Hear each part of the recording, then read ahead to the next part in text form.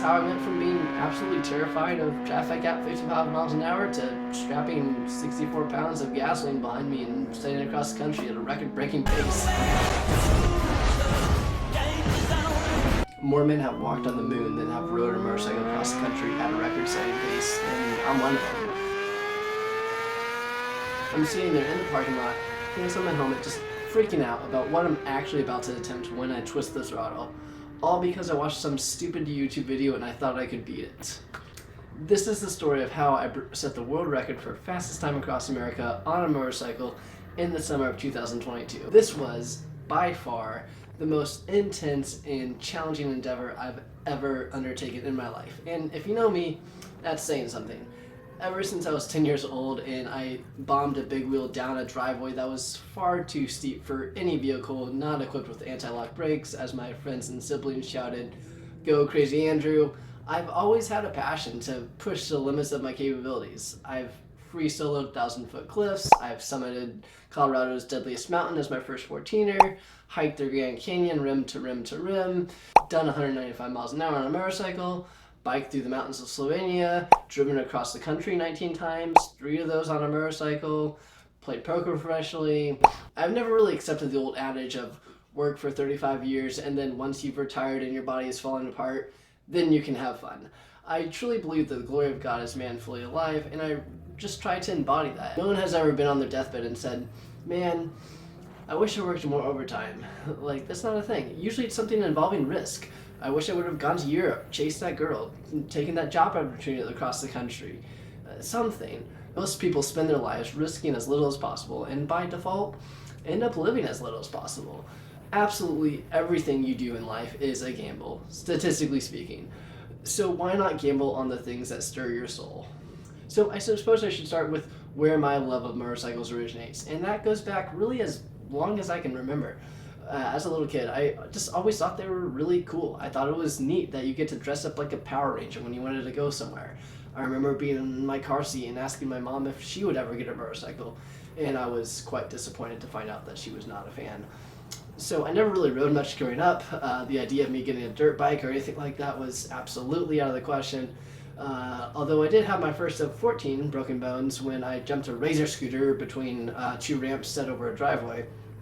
So really the first time I rode motorcycles was in the motorcycle safety course in Florida, which you're required to get your motorcycle endorsement. So I passed both the written and the writing portion of the exams, saved up $1,000 to get my very first bike, a 1982 Suzuki GS 450L. Just an old small cruiser, great starter bike. I remember being so excited for my first legitimate ride when I was riding through my neighborhood. And then I accelerated to get onto the highway, and I was absolutely mortified. This was not like the safety class at all, at 5 miles an hour in a parking lot on 125cc bikes. This was at 55 miles an hour on a 400-pound death machine, and I am severely questioning all of my life choices to this point. The cars are right there, semi-trucks are doubled in size, everything is a foot away and it's death. Like, I'm wondering how anyone can ever smile while on a motorcycle, because there are so many things just all around you and you're just so exposed. But I am nothing if not determined. I stuck with it until the highway didn't seem as much of a death wish or as low of one that it can be riding in Florida, and I ended up getting a job, and some of my coworkers also rode and formed some friendships that I still have to this day. Actually, one of those friendships is kind of how I got started in this crazy idea in the first place. One muggy summer day in Central Florida, one of my best friends, James, and I are scrolling through motorcycle videos on YouTube, and we come across this guy, Axe Ducreef, on VinWiki. Axe had just set the coast-to-coast motorcycle record on his 2010 BMW S1000RR with a time of 33 hours and 10 minutes, making for an average speed of 71.5 miles an hour on the 2,369 mile trip. Both James and I thought that it didn't sound all that fast. It sounded pretty beatable. Granted, this is taking into account gas stops and traffic lights and stop signs, and most people don't understand what average speed really means over a long distance like that, but still, after looking into the numbers of everything, I decided this seemed like a beatable time. Looked out the window to my 1999 Honda Blackbird 1100, and I thought, well, If there's a bike that's made for going at high speeds across big distances, that's gotta be one of the best bikes in the world for it. It was the fastest bike in the world when it came out. It'll happily cruise at triple digits and not bat an eye. And so over the course of the next couple months, I just began to work on this project. Replaced the top box I had with an 8-gallon fuel cell and wired in a separate fuel pump. Got a second key for the gas tank so I could open that up and just insert the fuel hose and refuel the main tank when that drained. So I had about 400 miles of range. I mounted a second phone to run GPS as an additional tracking app. I mounted a 360 camera off the windshield as well as a GoPro on my helmet. New tires, new chain, re-geared it for a higher top end speed, installed a speedo healer so I could be sure that my mileage was exact. Got the time off work from Lockheed Martin to do the run. Kind of fitting that I was doing a speed record on a Blackbird while working for Lockheed. And that's how I went from being absolutely terrified of traffic at 55 miles an hour to strapping 64 pounds of gasoline behind me and staying across the country at a record-breaking pace. In my research leading up to departure, I learned of another incredible long-distance rider, Greg Rice, who has done more iron busts than I can count. He had actually set a time of 29 hours and 23 minutes on his 2018 Goldwing, and that was pretty impressive, pretty challenging. But the Goldwing is also limited to a fairly low speed when you're talking motorcycles, like 110, 115, something like that. And so I was pretty confident that my Blackbird could outperform that. And I actually spoke with Greg prior to the run, and he gave me some advice, and he agreed that he thought it was beatable and wished me the best of luck. So I planned it for Thursday, June 22nd of 2022. Which was not the most ideal day. Most record attempts take place Saturday to Sunday due to the reduced amount of traffic on Sundays, but I did have to get back to work eventually, left on a Thursday just for work obligations. I laid off all caffeine for 2 weeks prior to the run, including my dearly loved Dr. Pepper, so that way when I did have some, that would give me a much stronger effect. I also went on an Atkins diet because you don't go number 2 very often on that diet. And that was not nearly as difficult as the Dr. Pepper ban. But as far as going at number 1, yes, I did wear a condom catheter, which presented some problems along the way, which we'll get into later. For food and drink, I just had several Cliff Bars, energy chews, so a few meal replacement shakes, and a bunch of Gatorade in a hydration pack.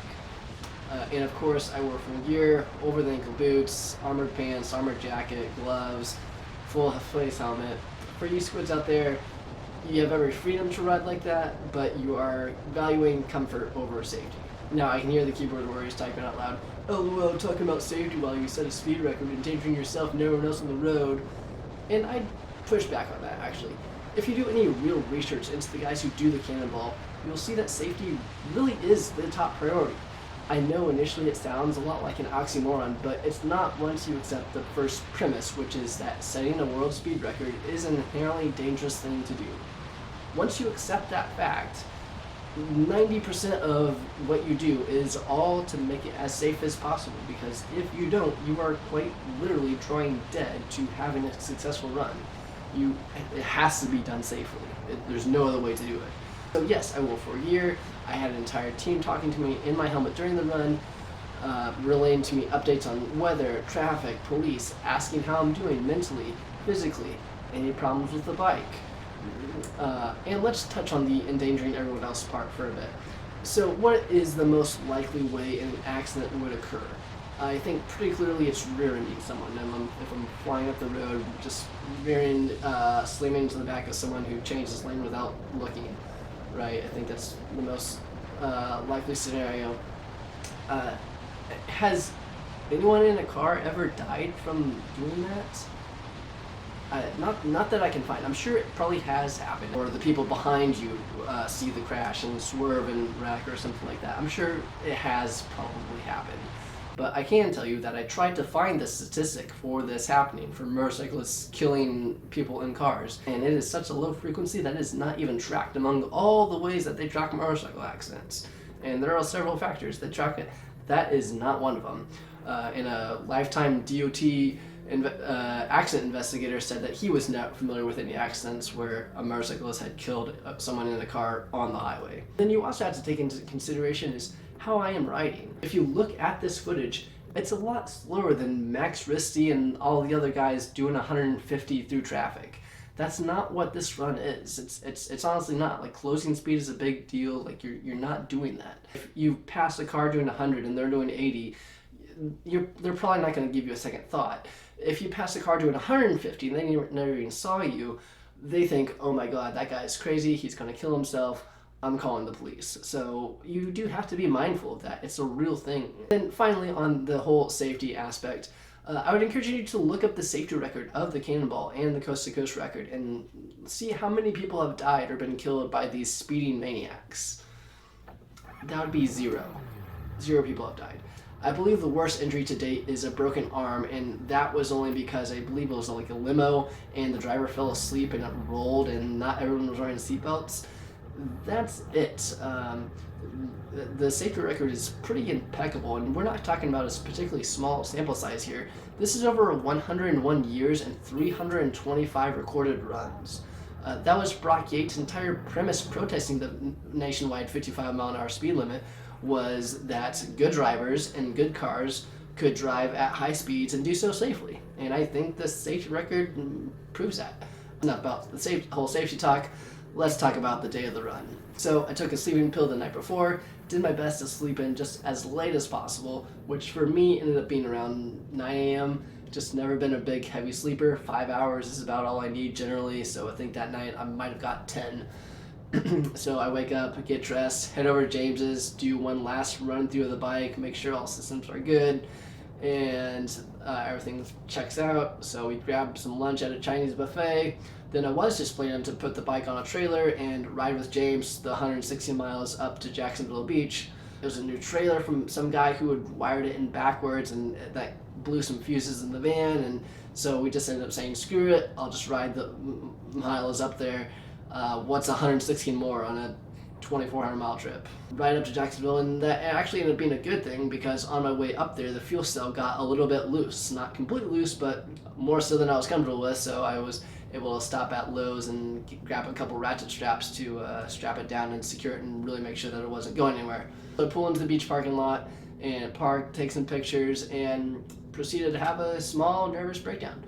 I mean, you can kind of see it in the footage here. I am going through it, man. Like, planning is easy, execution is freaking hard. Like one rock climber once said, climbing would be a great, truly wonderful thing if it weren't for all the climbing. Like, that's how this felt, man. Like, you've double-checked everything, you've triple-checked everything, you have a team of people standing by wondering why you're not moving yet. There's no countdown, there's no guy with a checkered flag, it's just you, and once you throw your leg over the spike, you're not stopping until the front tire hits the other ocean.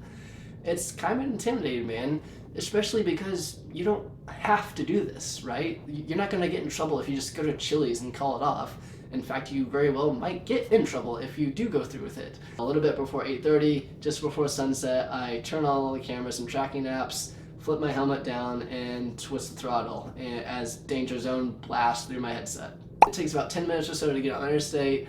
I'm moving pretty quickly through medium traffic, make my way onto the ramp, and just watch the speedometer sail past the 100 mark. I don't even get out of Jacksonville until I run up on my first state trooper. I had plenty of countermeasures for detection of speed traps and even police aircraft, but coming up from behind and just having to pace them until they finally exit became a theme of the ride, and another reason not to be flying through traffic at breakneck speed. So darkness falls and traffic gets a little bit lighter, and I just start speeding across the top of Florida. My heart skips a beat once I'm doing about $1.15 in the left lane, and I see 3 deer just off the side of the road, like 8 feet off the highway. But thankfully they were so in awe of my bike, they just stood there and didn't move at all. Animals are just one of the many variables that you can't fully account for. Traffic, weather, cops, animals, all these things are variables that you may be able to minimize to an extent, but you're never going to fully eliminate them. That's just another crazy thing about doing a run like this. Like, you could have all the money in the world, all the best equipment, and spotters from end to end, and a turtle can ruin your day. That's why if you talk to any of the Cannonball guys about all the COVID runs, the consensus is that they should count. Sure, you're eliminating a couple of the big variables, but it's still a big challenge to do all of that, and you still have to have a lot of stuff go right. You still have to be pretty lucky to have it all go right for you. You look at the guys from Boston, they should have beat the record multiple times. They didn't because they ran bad. I was still in Florida, I became aware of one of my first mistakes, and that was in my glove choice.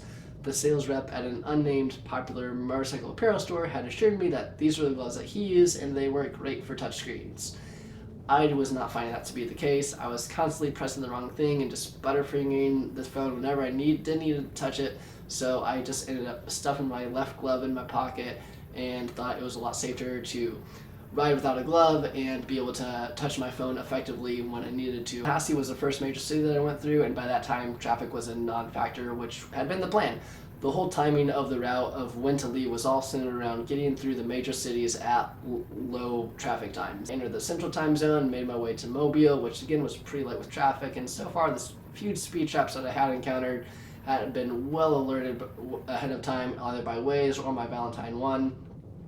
Waze actually proved to be very valuable, not only in speed traps, and it caught almost every single one, but also in objects in the road, just either bits of tire or 2x4 or something like that, just debris in the road. It doesn't tell you what lane it's in, but just to be actively looking for something on the road has saved me multiple times. I made my way into Louisiana, my radar detector just started going off like crazy, man, and it was kind of freaking me out because I'm on these really long bridges and there's no real way for a cop to be posted on the side of a bridge, but it was going off like crazy and I was flying, but there's nothing on the Waze, and it was just kind of confusing. So after flying for a good bit on these bridges, I ended up getting gas a little bit earlier than I actually needed to because I just wanted to pull off and pull into the gas station. I go around to the other pump, swipe my card, and start filling up the larger 8-gallon fuel cell before coming back to the other pump and then filling in my main tank, and just ran 2 pumps like that every single stop. And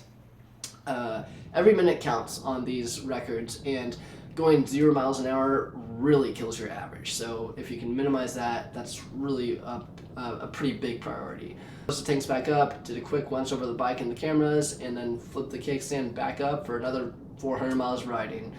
I ran into my first and only road closure where they closed like a mile of the interstate at one point, and I had a detour on a very painstakingly slow and crowded side street before getting back on. But other than that, construction wasn't an issue. A little bit before Houston, the Sunbee came to rise behind me, made it through Houston without a problem. I knew San Antonio was going to be a big challenge. I was going to be cutting it kind of close between rush hour traffic or not. And there's a couple of changes that you have to make on the road. It's not a straight shot to remain on I-10. But thankfully, Texans are used to driving at 95 miles an hour as the normal speed limit, so that wasn't too big of a factor, other than a couple of cars that did about cut me off and ruin my day that way. But as far as traffic-wise, it wasn't that big a deal. But I was pretty excited to get outside of San Antonio, because once you get outside of San Antonio, you just have West Texas, and West Texas is nothing. It's just open, rolling hills and just miles of country, and of the entire route it is the best spot to just fly. And so that's what I did. I opened it up to about 130, 140 and was just cruising, man, and for about an hour until I ran up on yet another state trooper. To his credit, he was at least going 85 miles an hour, but I was stuck pacing this guy for not 1, not 2, but 3 long hours. I'm like, where are you going, dude? Just because you're a state trooper, I did not know that meant you literally patrol the entire state. But whenever I was presented with either pacing a cop or traffic or other things that slowed me down, I always tried to continue to optimize my situation. If I can't do 110, it's a good time to hydrate and get something to eat, refuel or stretch, something that adds value. If I can't prioritize speed at the moment, I'm going to prioritize something else that is useful. That was another mistake that I made. It was in my food and not pre-opening the packages. I remember struggling to open a Clif Bar with one hand for 5 minutes, and then by the time I finally did get it open, I hit a rough patch of road and I dropped it. So needless to say, the next fuel stop included opening up every single food package, so that was not an issue after that. So as I was saying, the cop finally pulls off. I proceeded to make up time all the way into a city that I had underestimated for how busy it would be traffic-wise, and that was El Paso. I came to about a standstill going through that city, coming through around 2 in the afternoon, just being right on the border with all the traffic of people coming and going across. Just underestimated how many people go through El Paso, and I was slow going, but eventually make it through and all the way up to my 5th and final fuel stop right outside of Tucson around 5 o'clock. So I was 400 miles away from putting my feet down on the sand of San Diego.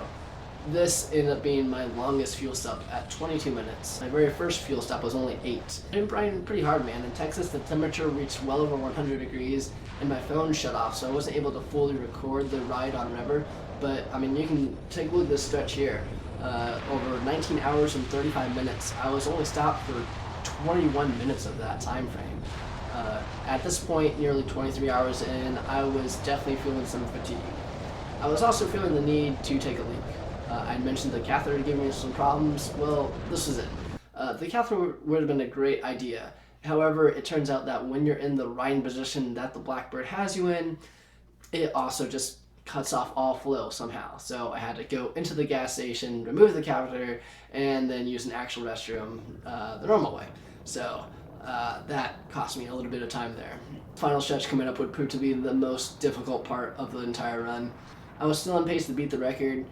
Every hour I'd get an update on what my average speed was and what I needed to average for the rest of the trip to break the record. It began to look like a pretty good probability when I turned onto I-8 outside of Phoenix, and I only needed to average 75 miles an hour. It's quite a strange feeling, though, to begin riding at sunset, have the sun rise behind you, then watch the sunset again, and you're still riding in the same direction, just ripping across the desert. Once I get into California, things get pretty difficult for me.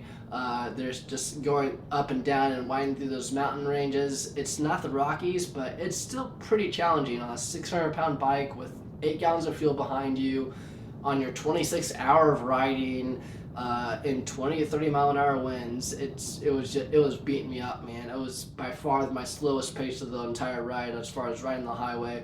I was getting passed by cars. I was getting passed by semis. It took everything I had to get down out of the mountains in one piece, but I did it. The final 100 miles is easily the most anxiety-filled. That's when you're just worried about doing something stupid. I get pulled over. What if I have a flat? What if I dump the bike? You're just focused on not messing up. Just continue to ride and not drop the bike. Like, just keep moving forward. That's how winning is done. So I make my way off the interstate and navigate the few blocks to the parking lot without any incidents, and I finally pull into Dog Beach, San Diego, California at 10:22 p.m. local time, 28 hours and 42 minutes later, setting a new motorcycle record for coast to coast with an average speed of 84 miles an hour. Yes, I know, is it a little silly to call it a world record when you can only do it in one part of the world? As silly, I guess, as major sports teams calling themselves world champions, I guess, but my record, I'll call it what I want. I did one rev bump, which seemed obligatory after such an insane run, shut the bike off, and just had a ridiculous smile across my face, man. I remember listening to the guys in my helmet, calculating the final numbers and seeing what my final time was, and, you know, is he there? Did he get it? Oh, he got it, dude. I was absolutely exhausted, both physically and mentally, just spent. My fingers and wrist were sore. My forehead hurt from having my helmet just being pressed into me for so many hours.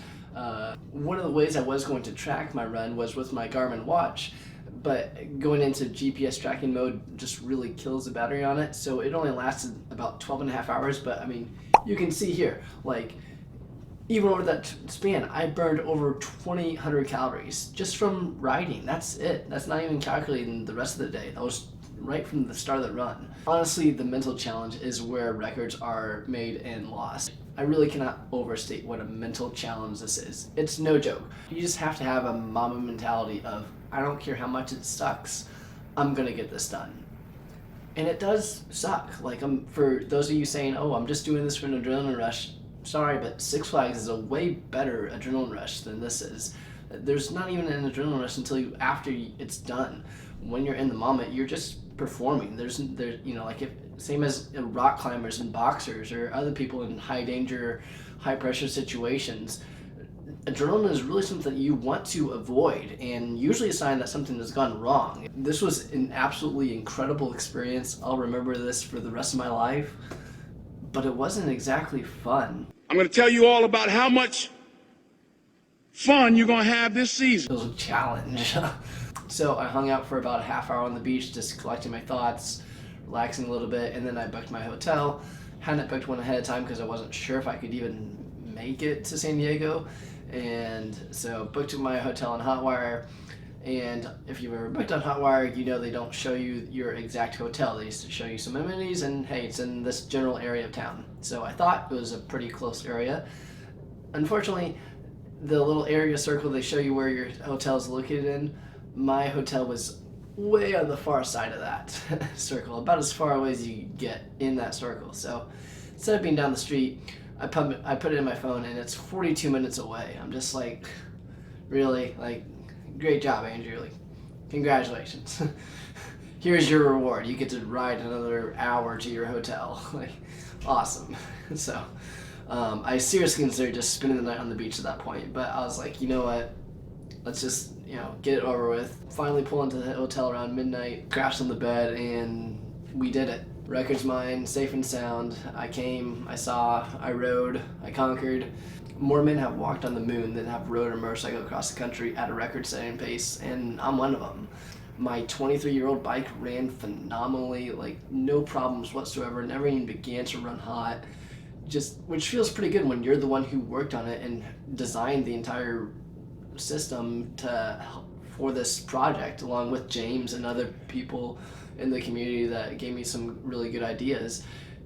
Every new hole that I had to drill, every wire ran and crimped, like all that was me. I didn't drop it off at a shop and say, hey, get this bike ready, I'll be back in 2 weeks. Like, I made it happen. And when you look at what you accomplished, like it was your bike, you worked on it, you built it, and you did it. Like, that's all you.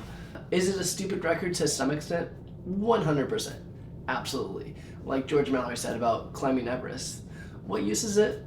I would say it's of no use. There is not the slightest prospect of any gain whatsoever. We do not live and eat to make money. We eat and make money to be able to enjoy life. And probably my favorite quote of all time, Theodore Roosevelt, the credit belongs to the man who is actually in the arena. How many people can say that they're the best in the world at doing something that they love? Okay, so what's next? Just broke the record, ride back to Florida, probably do the actual Cannonball Run at some point. That's an even harder challenge. It's 500 miles more, it's a tougher route, it's also higher average speed than what I had, and so it's tough. It's legit number that's up there. Set by Alex Jones. No, not that Alex Jones, another one. At least have the coast to coast record, right? I have that in my pocket, so that's cool. Not so fast, my friend. Until some good old boy on a freaking Harley beat it in August of 2023 by 17 minutes. Yeah, 17 minutes. 17 freaking minutes, dude. Like,